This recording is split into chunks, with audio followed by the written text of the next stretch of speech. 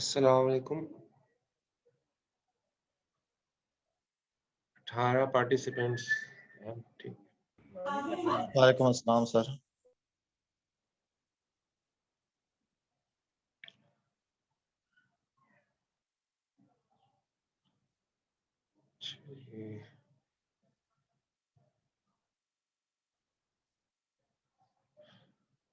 Start करते हैं मेरे ख्याल में क्लास, क्योंकि मटेरियल ज़्यादा है और मेरे ख्याल में मिड टर्म से पहले हमारी आखिरी क्लास ही आज, अगले वीक से तो मिड टर्म स्टार्ट है।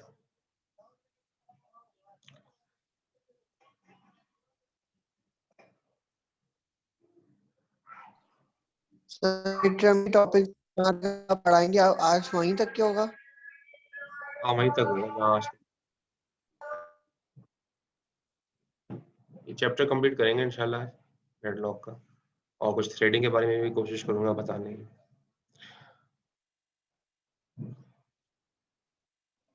अच्छा जी, मैं स्टार्ट कर रहा हूँ।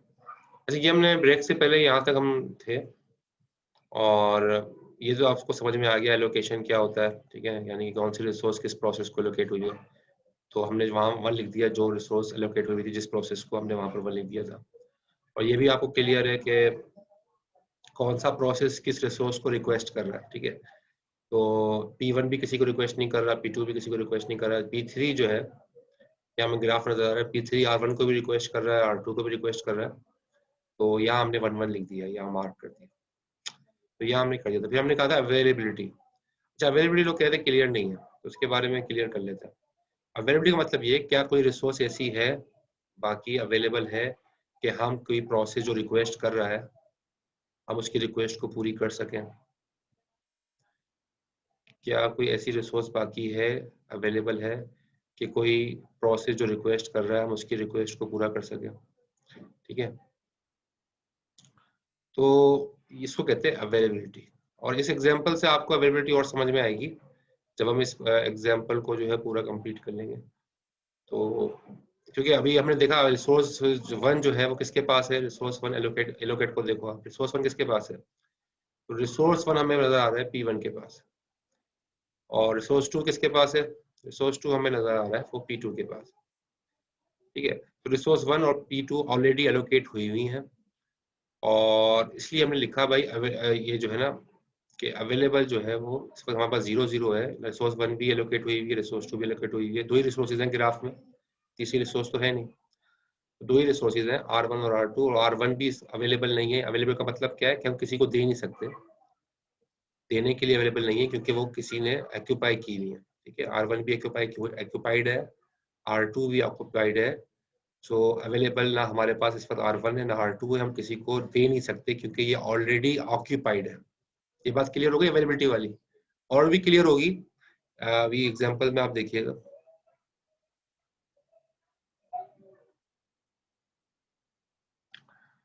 अब आप ये देखो, अवेलेबल जाहिर है 0 है, ठीक है ना रिसोर्स 1 अवेलेबल है ना रिसोर्स 2 अवेलेबल है।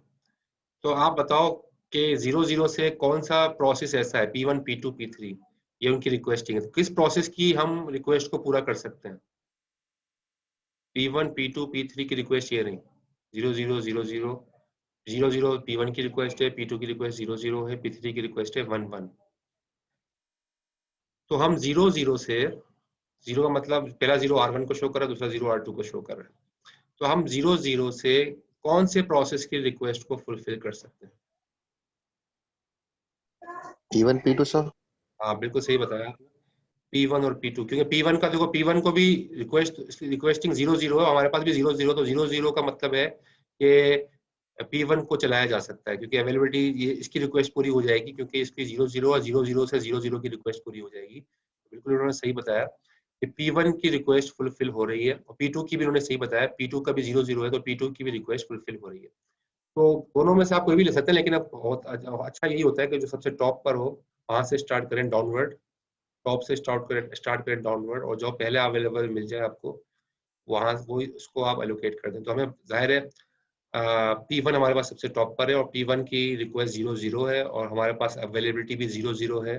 तो 0 से 0 की अवेलेबिलिटी पूरी हो जाएगी और फिर ये रिसोर्सेज, यानी कि ये रिसोर्स काम करना शुरू कर देगी, P1 जो है वो काम करना शुरू कर देगी और काम करने के बाद P1 जो है वो अपना काम फिनिश कर लेगी। अपना काम फिनिश करने का मतलब क्या है, अब जब अपना काम खत्म कर लेगी तो फिर ये रिसोर्स उसके पास कौन सी थी, 10 P1 को एलोकेट थी।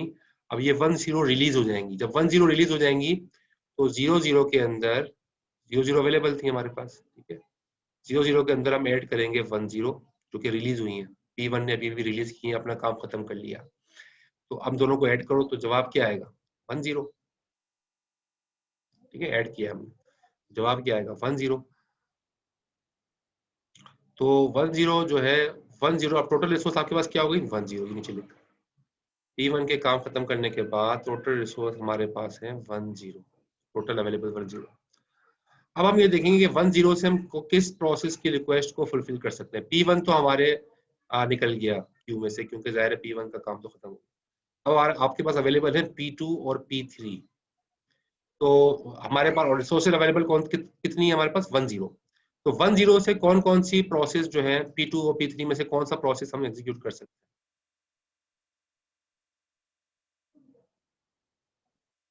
जी, P2 रिक्वेस्ट कर रहा है 00 की, P3 रिक्वेस्ट कर रहा है 11 की। हमारे पास अवेलेबल है 10। तो किसकी रिक्वेस्ट हम पूरी कर सकते हैं, P2 की या P3 की।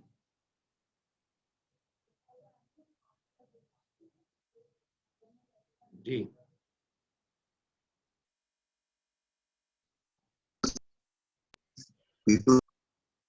P2 की, बिल्कुल सही बताया। P2 की रिक्वेस्ट हम पूरी कर सकते हैं। P2 जाहिर है, P2 को तो कुछ नहीं चाहिए ना, उसको तो 00 चाहिए चलने के लिए। और हमारे पास कितनी अवेलेबल है, 10। हमारे पास रिसोर्स 1 अभी है, एक ज्यादा है हमारे पास 00 से। रिसोर्स 1 अवेलेबल है हमारे पास, तो 10। तो हम जो है ना वो रिक्वेस्ट इसकी चल जाएगी, P2 की रिक्वेस्ट चल जाएगी। और P2 की रिक्वेस्ट क्या थी, P2 जब चलेगी तो P2, लोग आ रहे हैं तो मैं एडमिट कर लूं।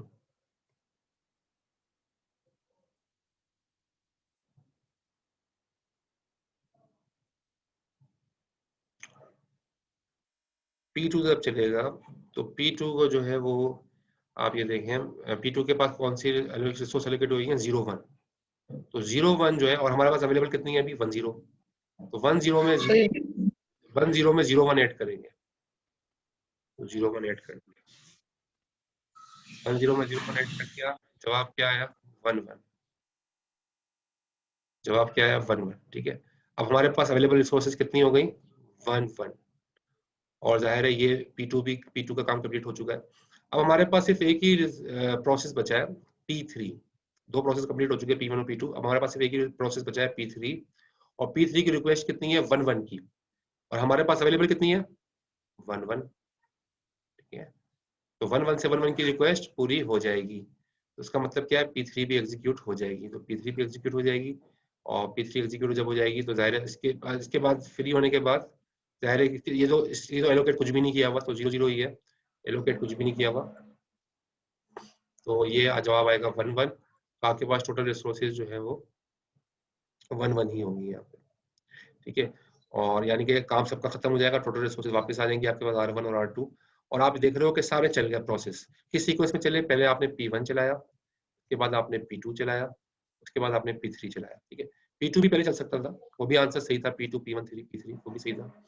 तो इस सीक्वेंस के अंदर चलाया, और इस सीक्वेंस में चलाया और सारे प्रोसेस चल गए, तो हम कहेंगे कि इसके अंदर डेडलॉक नहीं है। क्योंकि डेडलॉक जब होता, जब कोई प्रोसेस अटक जाता है, यार अटक कोई भी नहीं रहा, यहाँ सारे प्रोसेस जो है 1 बाय 1 चल गए, सबको रिसोर्सेज जो चाहिए थी, जिनकी उन्होंने रिक्वेस्ट की थी, वो रिक्वेस्ट मिल गई। तो इसलिए हम कहेंगे कि इस RAG में कोई भी डेडलॉक नहीं है।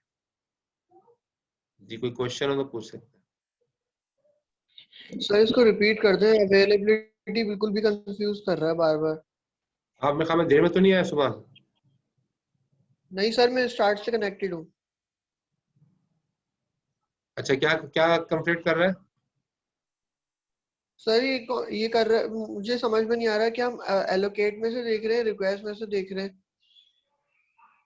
देखो, रिक्वेस्ट का मतलब है रिक्वेस्ट में से देखेंगे ना, एलोकेट तो मिली हुई है, एलोकेट तो मिली हुई है। मैं दोबारा देखो समझा रहा हूँ, अच्छी तरह से देख लेना। कोई क्वेश्चन जो ना टेक्निकल किया करो, ये नहीं हो कि भाई हमें समझ में नहीं आ रहा, आखिर में आके पूरा समझ में नहीं आ रहा। ये कोई टेक्निकल क्वेश्चन नहीं होता। टेक्निकल क्वेश्चन होता है, सर मुझे ये वाली बात समझ में नहीं आ रही, वो समझ में आती है चीज। जी सर, मैं वही तो बोल रहा हूँ, मुझे अवेलेबिलिटी वाला समझ नहीं आ रहा, बाकी एलोकेट और रिक्वेस्ट वाला बिल्कुल अवेलेबिलिटी समझ वाला में मैंने आ रहा आते है। ही समझाया था क्लास शुरू करते ही, और मैंने पूछा था सबको समझ में आ गया, सबने ओके, कोई क्वेश्चन नहीं था। उस वक्त या तो तुम नहीं होगे, मैं दोबारा भरा समझा देता हूँ, देख लो। अवेलेबिलिटी का मतलब क्या है, यहाँ देख लो कि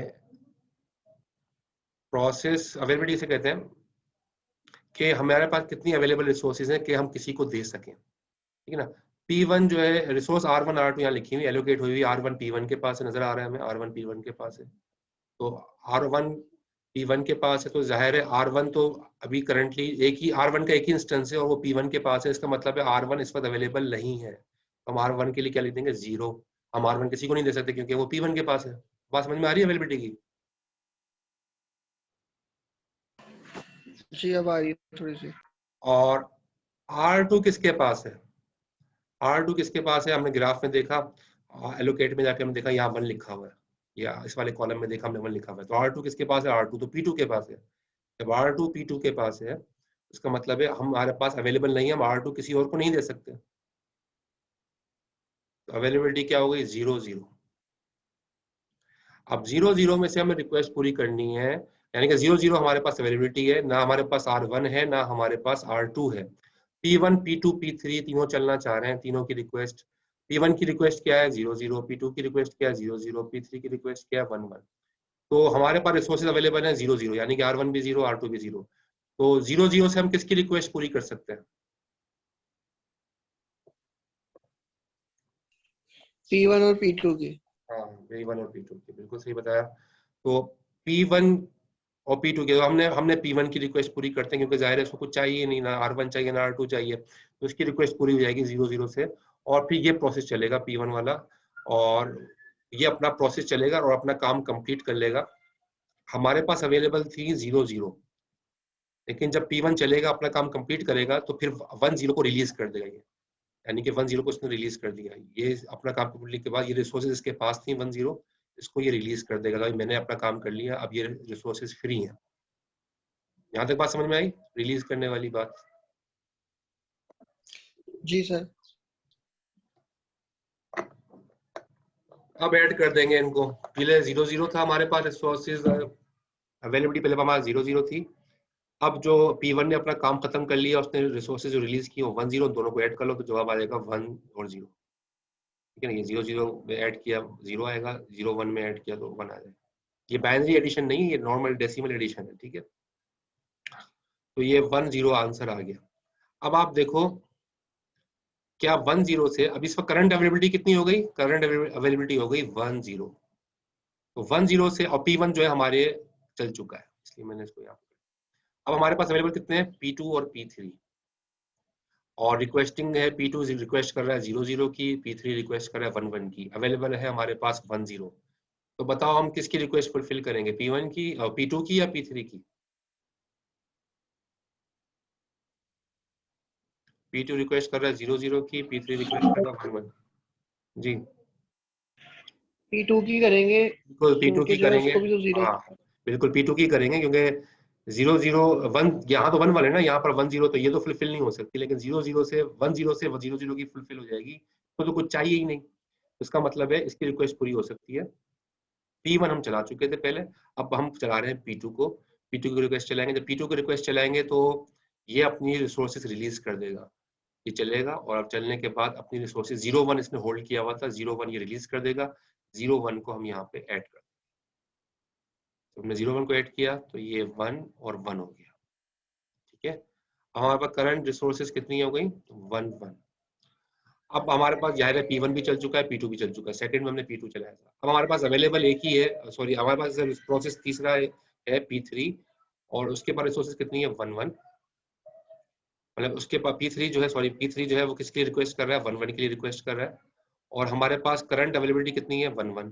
तो 1 1 से 1 1 की रिक्वेस्ट पूरी हो जाएगी, 1 1 अवेलेबिलिटी से 1 1 की रिक्वेस्ट पूरी हो जाएगी, तो नतीजे में ये भी चलेगा, इसने होल्ड कुछ भी नहीं किया था 0 0, तो हमारे पास ये 1 1 चल गया, और 1 1 चलने के बाद 0 0 इसमें ज़ाहिर ऐड होगा, 0 0 जो इसने होल्ड किया हुआ था, होल्ड तो उसने कुछ भी नहीं किया हुआ था, तो जवाब आपके पास 1 1 आ जाएगा। आखिर में वही रिसोर्सेज R1 और R2 आखिर में आपके पास आ जाएंगी, और सारे प्रोसेस एक जो है 1 बाय 1 चल गए, P1 भी चल गया, P2 भी चल गया, P3 भी चल गया, तो हम कहेंगे इसमें डेडलॉक नहीं है।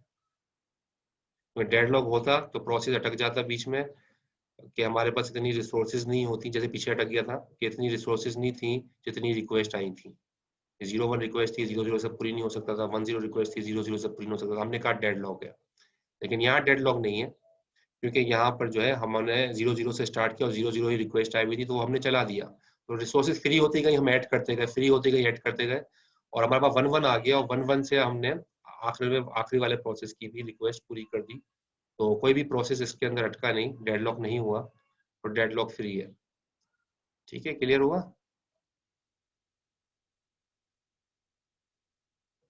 कोई क्वेश्चन तो नहीं है इसमें?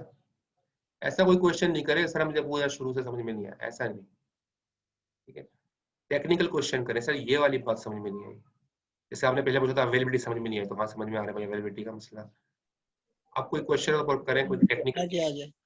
हाँ, क्लियर हो गया? सही है, जी सर क्लियर हो गया। ठीक है। तो ये था इसमें। अच्छा, अब इसमें देखने वाली बात होगी, और कुछ टेक्निकल पॉइंट है यहाँ लिख दिए स्लाइड में कि if graph contains no cycle, अगर ग्राफ में साइकिल अगर नहीं है तो ये तो बात श्योर है डेडलॉक नहीं होगा, क्योंकि ज़ाहिर सर्कुलर वेट नहीं होगा, तो डेडलॉक नहीं होगा। आप ग्राफ कोई भी देख लो और आपको साइकिल कोई भी नजर नहीं आ रही तो डेडलॉक नहीं होगा ज़ाहिर। If a graph contain cycle, अगर ग्राफ में साइकिल है तो फिर दो बातें हो सकती हैं, या तो आप देखोगे इंस्टेंस कितने, हर रिसोर्स के इंस्टेंस कितने। अगर एक ही इंस्टेंस है हर रिसोर्स का, यानी कि एक ही डॉट है, एक स्क्वायर के अंदर अगर एक ही डॉट है, तो हम कहेंगे कि एक ही इंस्टेंस है हर रिसोर्स का। ठीक है, तो उस सूरत में डेडलॉक होगा। अगर साइकिल है ग्राफ में और हर हर रिसोर्स का एक ही इंस्टेंस है, तो हम कहेंगे कि डेडलॉक इसमें होगा। ठीक है, लेकिन इफ सेवरल इंस्टेंसेस पर रिसोर्स है, अगर एक से ज्यादा इंस्टेंसेस हैं, एक रिसोर्स में एक से ज्यादा इंस्टेंसेस हैं, तो हो सकता है डेडलॉक हो सकता है डेडलॉक ना। पॉसिबिलिटी है डेडलॉक की, हो सकता है भी है, मे बी और मे बी नॉट। ठीक है, लेकिन अगर सिंगल इंस्टेंस है, सिर्फ एक ही इंस्टेंस है और ग्राफ और साइकिल है ग्राफ में, तो पक्का पक्का डेडलॉक है। अगर साइकिल भी है, सर्कुलर क्यूब भी है और सारे रिसोर्सेस एक ही इंस्टेंस पर है, सिर्फ एक ही डॉट है, तो हम कहेंगे कि इसमें डेडलॉक है। मल्टीपल इंस्टेंस है तो इसमें साइकिल है, तो हम इसमें डेडलॉक हो भी सकता है और नहीं भी हो सकता। क्लियर हो गई बात?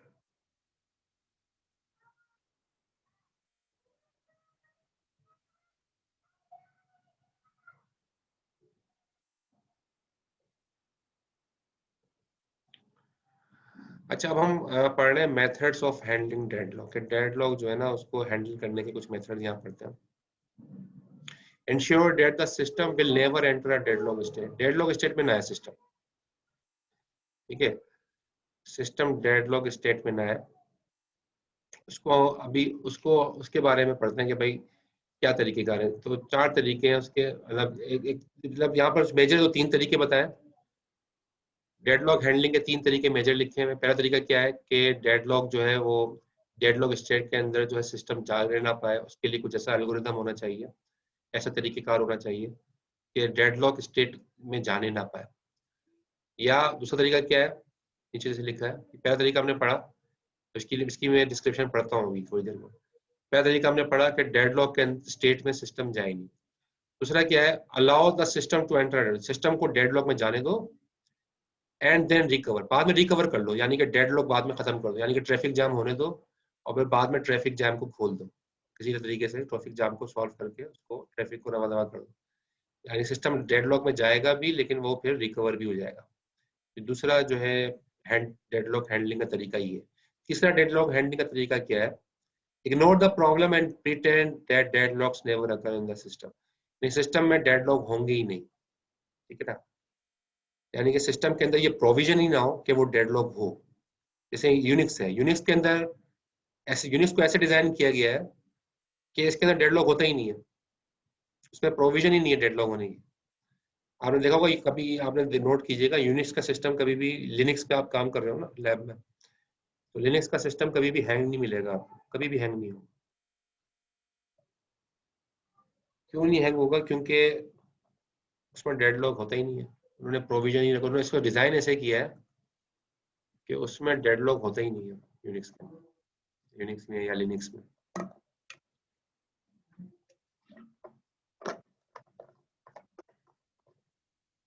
तो डेडलॉक हैंडलिंग के 3 मेजर तरीके। पहला तरीका है कि उस स्टेट में ना जाने पाए, डेडलॉक की स्टेट में ना जाने पाए।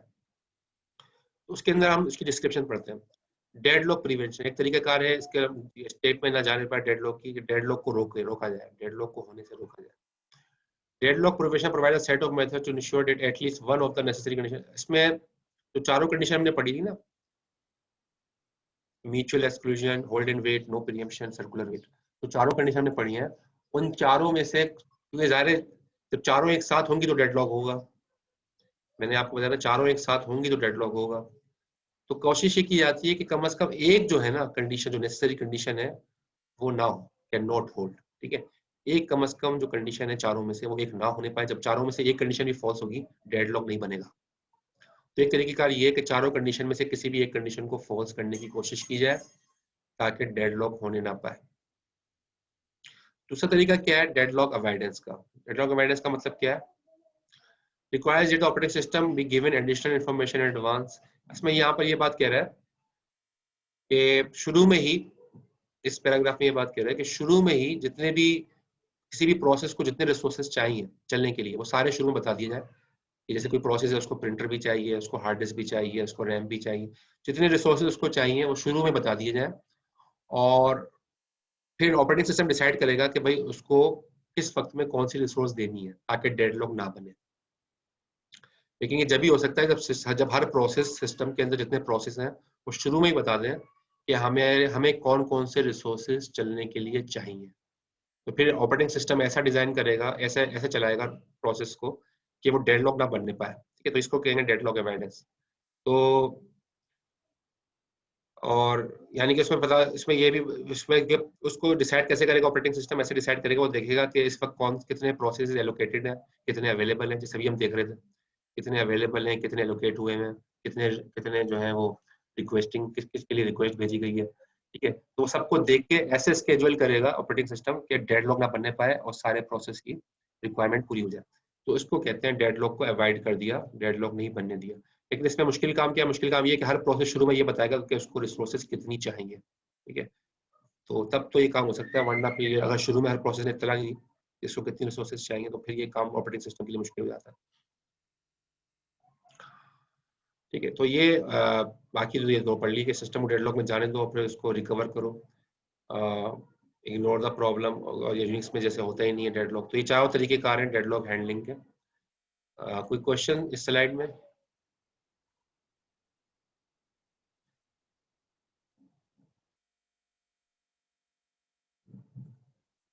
ठीक,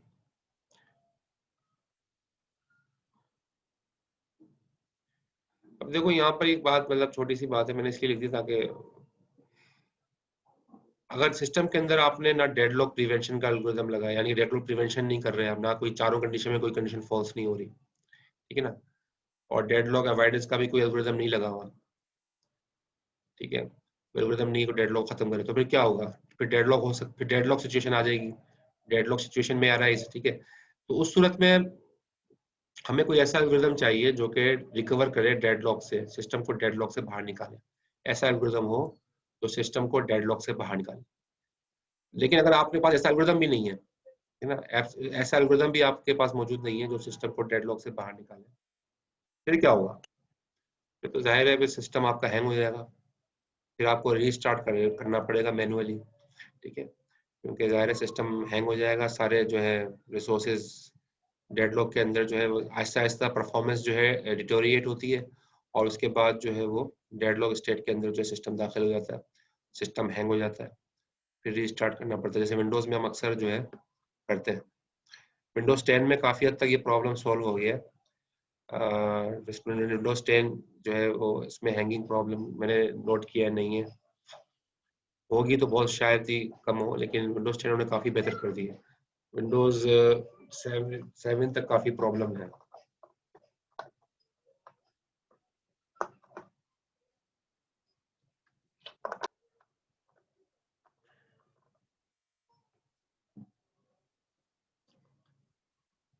हम डेडलॉक प्रिवेंशन पढ़ रहे हैं। मैं डेडलॉक स्टेट में जाने ना पाया। अब जाने ना पाए कि वो कैसे नहीं जाएगा डेडलॉक स्टेट में? चारों कंडीशन जो थी, mutual exclusion, hold and wait, no preemption, circular wait, इन चारों में से एक भी फॉल्स हो जाएगी तो डेडलॉक नहीं होगा। जो चारों एक साथ होती है डेडलॉक होता है। तो यहाँ पर ये तरीका बताया गया कि चारों को किस तरीके से फॉल्स किया जा सकता है ताकि डेडलॉक ना हो, डेडलॉक को हम प्रिवेंट कर सके। तो चारों को कैसे फॉल्स किया जा सकता है? कोई एक भी फॉल्स हो जाए तो काफी है डेडलॉक खत्म करने के लिए, डेडलॉक को रोकने के लिए मतलब। ठीक है, तो पहला क्या है? Mutual exclusion. ये एक रिसोर्स जो है वो एक ही प्रोसेस को मिले, तो इसके अंदर कम से कम आपको सिस्टम के अंदर कम से कम नॉन शेयरेबल रिसोर्सेज रखनी पड़ेंगी। ऐसी रिसोर्सेज रखनी पड़ेंगी अपने सिस्टम में जो कि शेयरेबल ना हो। ठीक है, जैसे प्रिंटर है, प्रिंटर तो शेयरेबल नहीं होता ना, मतलब एक वक्त में एक ही का प्रिंट आउट निकालेगा, दूसरे का प्रिंट आउट नहीं निकालेगा। तो सिस्टम के अंदर जो है ना ऐसे हो कि एक वक्त में एक ही का काम हो, दो मल्टीपल लोगों का काम एक ही वक्त में एक ही रिसोर्स से ना हो। तो ऐसी चीज आपको रखनी पड़ेगी अपने सिस्टम में ताकि म्यूचुअल एक्सक्लूजन फॉल्स हो सके। लेकिन अगर ऐसा नहीं है, सारी रिसोर्सेज शेयरेबल है, सब शेयर कर रहे हैं, तो फिर आप कोशिश करें, चलो ये अगर कंडीशन आपकी ट्रू हो गई है तो कोशिश करें होल्ड एंड वेट ट्रू ना हो। होल्ड एंड वेट में क्या होता है? ये रिक्वेस्ट, ये जो है आपने समझ ही लिया होगा होल्ड एंड वेट किसे कहते हैं, एग्जांपल्स बहुत सारी आई हैं। ये प्रोसेस किसी रिसोर्स के लिए रिक्वेस्ट कर रहा है। ठीक है, प्रोसेस किसी रिसोर्स के लिए रिक्वेस्ट कर रहा है और एक रिसोर्स को, किसी रिसोर्स को अपने पास होल्ड भी किया हुआ है। इस R1 प्रोसेस P1 ने, अब यहाँ क्या देखें, प्रोसेस P1 ने R1 को होल्ड किया हुआ है और P2 और R2 के लिए प्रोसेस P1 रिक्वेस्ट कर रहा है। इसको कहते हैं होल्ड एंड वेट। ठीक है, तो इसको कैसे खत्म किया जाए? Must guarantee that whenever a process requests a resource, it does not hold any other resource. जब प्रोसेस किसी को रिक्वेस्ट कर रहा हो, जैसे प्रोसेस P1 किसी को रिक्वेस्ट कर रहा है, तो ये बात गारंटी होनी चाहिए कि उस वक्त ये किसी भी रिसोर्स को होल्ड नहीं करेगा। ठीक है, यानी प्रोसेस जब किसी रिसोर्स को रिक्वेस्ट कर रहा हो तो उस वक्त रिक्वेस्ट करने के बाद अगर उसने कोई प्रोसेस होल्ड किया हुआ है तो छोड़ दे। ये कोई भी, अगर इसने किसी, अगर दूसरे लफ्जों में यूं कह लो, अगर किसी प्रोसेस ने कोई रिक्वेस्ट होल्ड की है ना, फिर वो रिक्वेस्ट नहीं कर सकता। जब रिक्वेस्ट करेगा तो होल्डिंग कर सकता। बात समझ में आ गई? तो ये होल्ड एंड वेट वाली कंडीशन फॉल्स हो जाएगी। इससे डिले तो आएगा, डिले तो आएगा, जाहिर है जब होल्ड नहीं कर रहा तो चलाएगा ही नहीं, डिले आएगा, क्योंकि जाहिर है वो रिक्वेस्ट कर रहा है तो होल्ड नहीं कर सकता, होल्ड कर रहा है तो रिक्वेस्ट नहीं कर सकता। तो लो रिसोर्स यूटिलाइजेशन होगी, रिसोर्सेज जो है वो यूटिलाइज जो है वो कम होंगी, कम हो पाएंगी डिले की वजह से। हो सकता है स्टारवेशन भी। स्टारवेशन का मतलब क्या है कि कोई प्रोसेस बहुत देर में एग्जीक्यूट हो या नहीं एग्जीक्यूट हो, स्टारवेशन उसको कहते हैं। तो बहुत देर में एग्जीक्यूट हो, बहुत डिले, बहुत लंबा हो, उसको हम स्टारवेशन कहते हैं। ना हो तो उसको हम डेडलॉक कहते हैं, लेकिन अगर बहुत लंबा डिले हो इसको हम स्टारवेशन कहते हैं। तो स्टारवेशन में भी जा सकता है प्रोसेस। ठीक है, तो ये था इसका म्यूचुअल होल्ड एंड वेट को फॉल्स करने का तरीका। ये कि जब कोई प्रोसेस किसी को रिक्वेस्ट कर रहा हो तो अपने पास कोई होल्ड ना करे, या अगर होल्ड किया हुआ तो रिक्वेस्ट ना करे। क्लियर हो गई? ये दोनों कंडीशन फॉल्स करने का तरीका क्लियर है? होल्ड एंड वेट को भी फॉल्स किया जा सकता है, म्यूचुअल एक्सक्लूजन को भी फॉल्स किया जा सकता है अगर ये कंडीशंस वहां पर अप्लाई की जाए। कोई क्वेश्चन?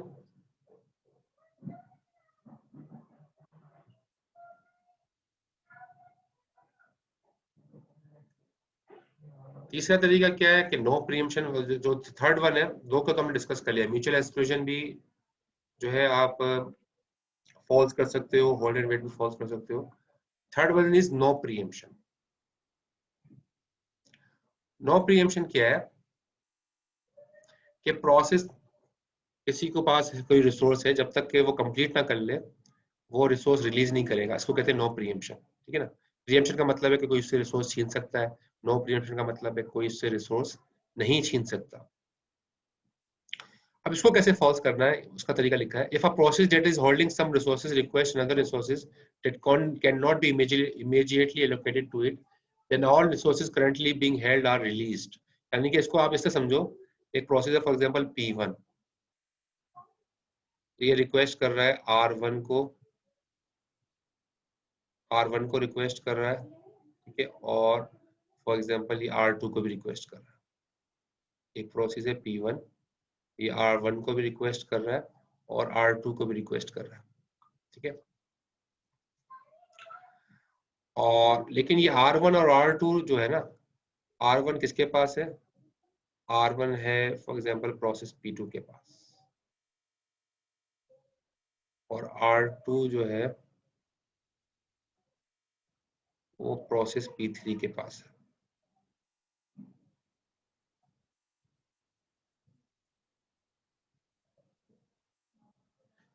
R1 प्रोसेस P2 के पास है, R2 प्रोसेस P3 के पास है, और P1 के पास क्या है? R1 और R2। तो P1 ज़ाहिर है वेट करेगा ना, क्योंकि R1 तो P2 के पास है, R2 जो है वो P3 के पास है, तो P1 तो वेट करेगा। और P1 ने भी होल्ड किया हुआ है। P1 ने क्या होल्ड किया हुआ है? P1 ने रिसोर्स R3 R4 को होल्ड किया हुआ है, R3 R4 को होल्ड किया।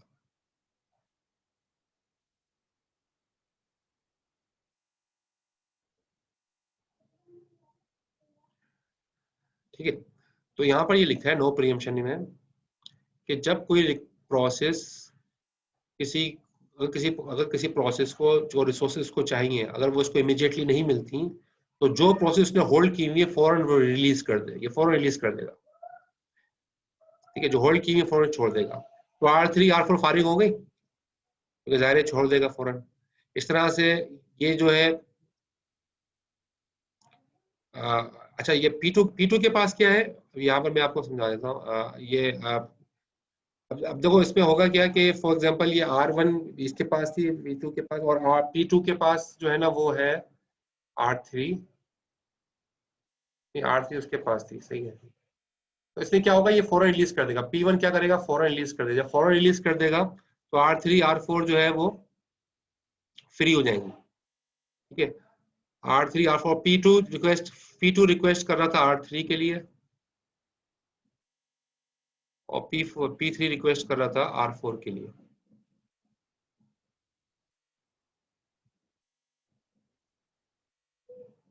अब मैं शुरू से डायग्राम समझा दूं ताकि कोई कंफ्लिक्शन ना है। देखिए यहाँ समझें, मैं ये पॉइंट समझाने कर रहा हूँ कि नो प्रीएम्पशन को कैसे फॉल्स किया जा सकता है। R3 R4 P1 के पास है, ठीक है, और P1 रिक्वेस्ट कर रहा है R1 R2 के लिए, लेकिन R1 P2 के पास है, R2 P3 के पास है, और R2 रिक्वेस्ट कर रहा है R3 के लिए, और P3 रिक्वेस्ट कर रहा है R4 के लिए। इसमें ये कहा गया नो प्रीएम्पशन में, जब P1 किसी को रिक्वेस्ट करेगा और वो रिक्वेस्ट जिसको कर रहा है वो अगर किसी और के पास है, तो वेटिंग में है, तो फौरन वो ये काम करेगा, जो होल्ड किया हुआ है वो सारा रिलीज कर देगा। तो R3 R4 ये रिलीज कर देगा। इस तरह P2, अब जब R3 R4 रिलीज कर देगा, इस तरह P2 भी जो है ना, P2 भी रिक्वेस्ट कर रहा है किसके लिए? R3 के लिए, और P3 रिक्वेस्ट कर रहा है R4 के लिए। ठीक है, लेकिन ये तो जाहिर है P1 के पास थी, शुरू में P1 के पास थी, तो ये भी क्या करेगा? R1 R2 को जो इसके पास रखी हुई है उसको रिलीज कर देगा। यानी कि हर प्रोसेस रिक्वेस्ट जो अगर कर रहा है और उसकी वो पेंडिंग में है, तो जितनी रिसोर्सेज उसके पास है उन सबको रिलीज कर देगा। P1 भी अपनी रिलीज कर देगा, P2 भी अपनी रिलीज, P2 और P3 भी अपनी रिसोर्स रिलीज कर देंगे। तो अब R1 भी फ्री हो गया, R2 भी फ्री हो गया, R3 भी फ्री हो गया, R4 भी फ्री हो गया। तो P1 को चाहिए था R1 मिल जाएगा, अब फ्री हो चुका है, उसको मिल जाएगा। और P1 को R2 भी चाहिए था, R2 भी इसको मिल जाएगा, फ्री हो चुका है।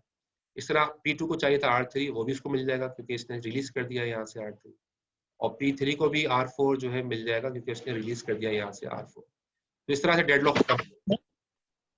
जी सर वो तो मतलब ये वो R3 और R4 को रिलीज जो कर रहा है वो पूरा करने के बाद रिलीज कर रहा है या पहले कर रहा है? आपकी आवाज कट रही है बहुत ज्यादा आवाज कट रही है। सर एक सेकंड में इंटरनेट, आपका शायद कनेक्शन का मसला होगा। यहाँ पर ये बात कही जा रही है, कोई प्रोसेस किसी रिसोर्स को अगर रिक्वेस्ट कर रहा है और वो रिसोर्स उस वक्त वो रिसोर्स किसी और प्रोसेस के पास है, तो वो जितनी रिसोर्स उसने होल्ड की हुई है ना वो सबको रिलीज करेगा। इससे होगा क्या, जितने प्रोसेसेस जब सब अपनी अपनी रिसोर्सेज को रिलीज कर देंगे, तो सब जो एक दूसरे का वेट कर रहे थे वो सब एक दूसरे का वेट करना खत्म कर देंगे और सब को सारी रिसोर्सेज मिल जाएंगी। नतीजे में डेडलॉक खत्म हो जाएगा। तो एक्चुअली आपने ये एक तरह से प्रीएम्पशन हो गई। रिसोर्सेज को रिलीज करना क्या है? प्रीएम्प्ट कर दिया। रिसोर्सेज को किसी और को दे दिया, यानी कि रिलीज कर दिया इसने, यूं कह लीजिए रिलीज कर दिया। हर कोई अपने प्रोसेस को रिलीज, जब हर प्रोसेस अपने रिसोर्सेज को रिलीज करेगा तो सबको सारे प्रोसेस मिल जाएंगे, सबको सारे प्रोसेस मिल जाएंगे, डेडलॉक नहीं होगा। ये पॉइंट क्लियर हुआ नो प्रीएम्पशन का? नो प्रीएम्पशन खत्म करने का तरीका ये है कि कोई प्रोसेस किसी रिसोर्स को रिक्वेस्ट कर रहा है तो जितने होल्ड किए हुए वो सारे रिलीज कर दे। हर कोई ये काम करेगा तो सबको सारे प्रोसेस, हर प्रोसेस को हर रिसोर्स मिल जाएगी, क्योंकि वेटिंग खत्म हो जाएगी, सब सारे रिसोर्स रिलीज हो जाएगी। जी सर, अब आवाज आ रही है आपको? जी आप आ रही है। सर मैं ये पूछ रहा हूँ कि जैसे P1 जो है अभी वो क्या बोलते हैं, वो R1 और R2 को जो है रिक्वेस्ट कर रहा है, तो अब जब उसके पास वो है ही नहीं, मतलब क्योंकि वो तो P2 और P3 ने होल्ड करके रखे हुए, तो P2 P3 पहले उसको वो करेंगे, मतलब पहले रिलीज P2 P3 करेंगे या P3 P4 करेंगे, वो R3 R4 करेंगे? हाँ मैं बताता हूँ। देखो इसमें ना सारे प्रोसेसेस P1 P2 P3, अभी तो मैंने P2 तीन प्रोसेस दिखाए हैं आपको, P2 P1 P2 P3, सारे रिसोर्सेज जितने भी रिक्वेस्ट कर रहे हैं सब अपनी रिसोर्सेज को रिलीज कर देंगे एक ही वक्त में, समझ रहे हो? एक ही वक्त में सब रिलीज कर देंगे, तो फायदा क्या होगा, सबको जो चाहिए था, जिसको जो चाहिए था वो उसको मिल जाएगा, तो डेडलॉक खत्म। डेडलॉक मतलब होने नहीं पाएगा। डेडलॉक जब ही होता है ना जब आदमी, जब प्रोसेस रिक्वेस्ट कर रहा हो किसी को, उसकी रिक्वेस्ट में वेटिंग में होता है, तभी वो डेडलॉक होता है। यहाँ वेटिंग ही खत्म हो जाएगा। क्यों वेटिंग खत्म हो जाएगा? कि जिस प्रोसेस ने जितनी जो रिसोर्स होल्ड की हुई है वो सारी रिलीज कर दी, हर प्रोसेस ने सारी रिसोर्सेज रिलीज कर दी, तो एक ही वक्त में होगा ये काम, आगे पीछे नहीं, सारे प्रोसेस एक ही वक्त में सारे रिलीज कर देंगे जो उन्होंने होल्ड किया हुआ है, तो इससे डेडलॉक नहीं होगा। ठीक है। चौथा क्या है? Circular wait. सर्कुलर वेट क्या मतलब क्या है, ये मैं मिटा दूं ताकि,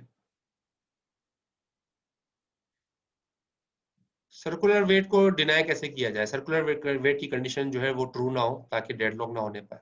उसका तरीके क्या क्या लिखा है कि रिसोर्सेस जो है वो एलोकेट की जाए। हम चौथा पॉइंट पढ़ रहे हैं कि इसको डिनाई करने का तरीका क्या है कि impose a total ordering of all resources types and required that each process request resources in an increasing order of enumeration। इसका मतलब ये है, increasing order of enumeration का मतलब ये है कि प्रोसेस P1 था, उसने रिक्वेस्ट की R1 के लिए, रिसोर्स R1 के लिए, R1 किसके पास थी? P2 के पास, प्रोसेस P2 के पास, और P2 किसको रिक्वेस्ट कर रहा है? रिसोर्स R3 के लिए, और R3 किसके पास था जो है वो, फॉर एग्जांपल P3 के पास। P3 किसके लिए रिक्वेस्ट कर रहा है? R4 के लिए। R4 किसके पास है? P1 के पास। तो P1 से स्टार्ट हुआ, घूम फिर के P1 पे आ गया। ठीक है, इसी को हम कह रहे थे ना सर्कुलर वेट। अब सर्कुलर वेट की कंडीशन फॉल्स कैसे की है? अगर आप जो रिसोर्स दे रहे हो वो इंक्रीजिंग ऑर्डर में दो, इंक्रीजिंग ऑर्डर में रिसोर्स मिले, तो फिर कभी भी डेडलॉक नहीं आएगा। यानी कि P1 R1 के लिए रिक्वेस्ट कर रहा है,